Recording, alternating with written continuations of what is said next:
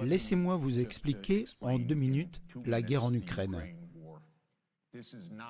Il ne s'agit pas d'une attaque de Poutine contre l'Ukraine, comme on nous le dit tous les jours. Cela a commencé en 1990, lorsque James Baker, le 3e secrétaire d'État de notre pays, a déclaré à Mikhail Gorbatchev que l'OTAN ne se déplacerait pas d'1 pouce vers l'Est si l'Allemagne acceptait l'unification.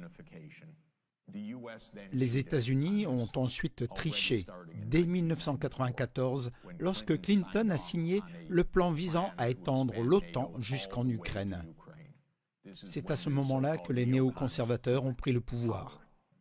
L'élargissement de l'OTAN a commencé en 1999 avec la Pologne, la Hongrie et la République tchèque. Ensuite, les États-Unis ont mené des bombardements sur la Serbie en 1999. Une utilisation de l'OTAN pour bombarder une capitale européenne, Belgrade, pendant 78 jours consécutifs pour briser le pays. Les Russes n'ont pas beaucoup apprécié cela. Mais même Poutine a commencé à être pro-européen, pro-américain. Il a même émis le souhait de rejoindre l'OTAN, lorsqu'il y avait encore l'idée d'une sorte de relation et de respect mutuel. Le 11 septembre est arrivé, puis l'Afghanistan est arrivé, et les Russes ont dit « Oui, nous vous soutiendrons. Nous comprenons le fait qu'il faut éradiquer le terrorisme. » En 2002, les États-Unis se sont retirés unilatéralement du traité sur les missiles antibalistiques, ce qui a conduit les États-Unis à déployer des systèmes de missiles en Europe de l'Est, que la Russie considère comme une menace directe et grave pour sa sécurité nationale, en rendant possible une frappe de décapitation de missiles à quelques minutes de Moscou.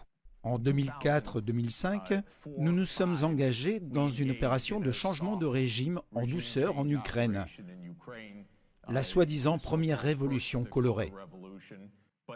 Mais en 2009, Yanukovych a remporté les élections et est devenu président en 2010, sur la base d'une neutralité pour l'Ukraine. Ainsi, le 22 février 2014, les États-Unis ont participé activement au renversement de Yanukovych.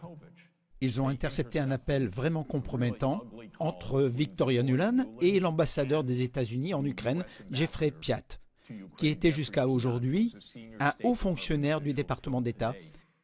Et ils ont parlé de changement de régime, donc créer un nouveau gouvernement. Ensuite, les États-Unis ont déclaré « Ok, maintenant l'OTAN va vraiment s'élargir ». Et Poutine n'arrêtait pas de dire « Stop, vous avez promis qu'il n'y aurait pas d'élargissement de l'OTAN ». Estonie, Lettonie, Lituanie, Bulgarie, Roumanie, Slovaquie, Slovénie, 7 pays de plus. Pas un pouce de plus vers l'Est, ont-ils dit. Le 15 décembre 2021, Poutine a mis sur la table un projet d'accord de sécurité entre la Russie et les États-Unis. Le principe de base est qu'il n'y aura pas d'élargissement de l'OTAN. L'opération militaire spéciale a commencé et 5 jours plus tard, Zelensky a dit « D'accord, d'accord, neutralité ».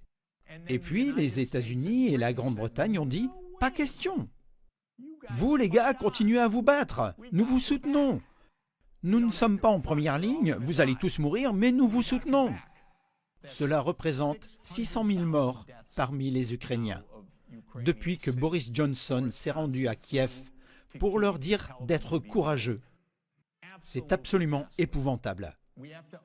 Nous devons comprendre que nous n'avons pas affaire, comme on nous le dit tous les jours, à un fou comme Hitler. Il s'agit d'une histoire complètement bidon, d'un faux récit, une propagande du gouvernement américain. Nous jouons avec le feu ici. Que Dieu nous préserve qu'une puissance nucléaire s'en prenne à nous. Je ne sais pas ce qui va se passer, mais c'est nous qui avons provoqué les hostilités. Se poser des questions, c'est bien. Ne pas s'en poser, c'est encore mieux.